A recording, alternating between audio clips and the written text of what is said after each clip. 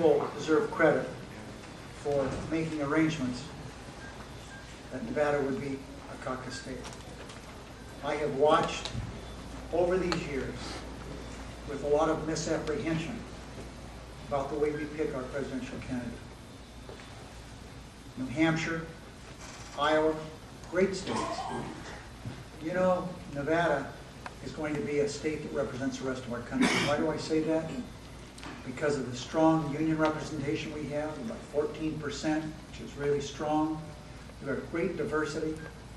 We have everything that it takes to be representative of our country. And there are a lot of people who can take credit for having the caucus come here. But I want to say a word in his absence of a person that I think has changed our country dramatically. That's Howard Dean.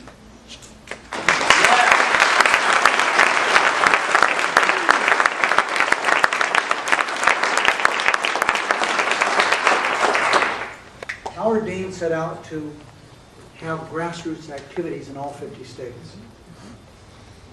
People questioned and criticized him privately and publicly for not raising enough money. But the money he raised was put to good use. As we speak, we have functioning Democratic Party organizations all over this country. North Dakota has an active Democratic Party. South Dakota, Mississippi. Think of what the announcement was 2 days ago.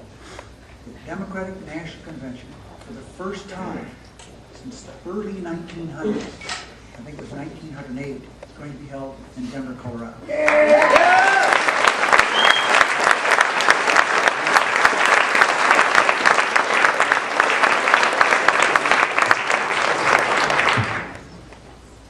If we're going to win the presidency in 2 years, we have to do well in the West. Much of the power of this nation is moving west, and it speaks well of those who run our Democratic National Committee, that they recognize that. With the caucus in Nevada, the National Convention in Denver. Well, we've got a lot to do to make that convention in Denver a success. We've got a lot to do to make the caucuses here in Nevada a success. Neither is going to come easy. There is a tremendous amount of work that is required to be done in Colorado to make that a success. We still have a few problems we're working on. Some of the venues that we need to go, right? We're going to work on that. Here in Nevada, we have a lot of work to do. We have today this wonderful event to signify that this caucus we're going to have in about a year is going to be a good one. And we have been joined by such wonderful people who I have such great affection for.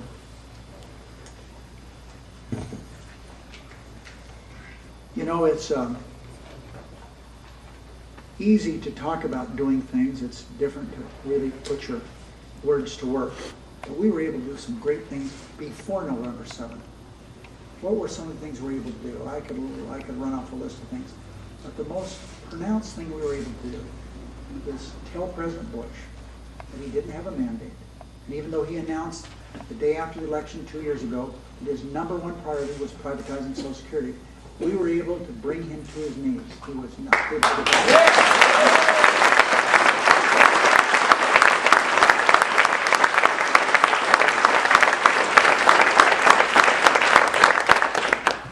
And the three individuals I'm going to introduce to you today are the reason we were able to do that. I'd like to say I did it on my brilliant speaking,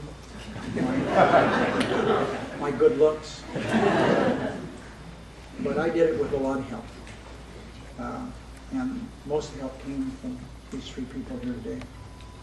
Linda Chavez Thompson is Vice Chair of the DNC, and of course an Executive Vice President of the AFL-CIO. The AFL-CIO has been with us in stopping President Bush's mischief in many different areas. I speak to President Sweeney often. I've talked to him a couple times today. One was a pleasant conversation, the other wasn't. It wasn't pleasant because he and I were plotting what I was going to do to one of our senators. Nicer and more pleasant than Anna Berger, International Executive Secretary Treasurer of SEIU, and Chair of the Change to Win Coalition. Thank you very much, Linda and Anna, for being here.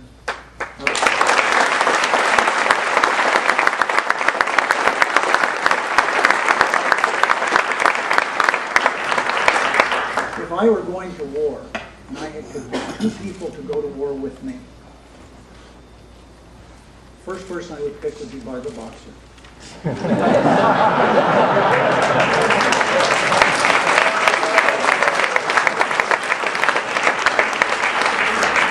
Because Barbara is afraid of no one.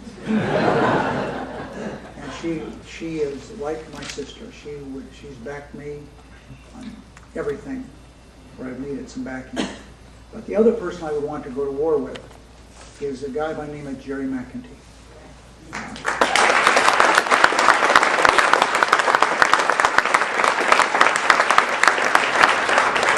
Jerry and I have a good understanding. We ask we ask each other for something. If the answer is yes, we say so. If it's no, we say so. We accept whatever the answer is. And with Jerry McEntee, most of the things I ask him for is yes. I have such great respect and admiration for his pronounced vigor for making America a better place. Thank you for being here, Jerry.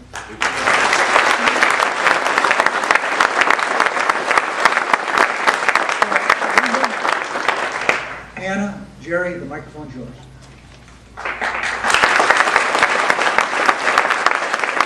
Who come from all sectors in America. They build our homes, they make our cars, they teach our kids, and they nurse us back to health.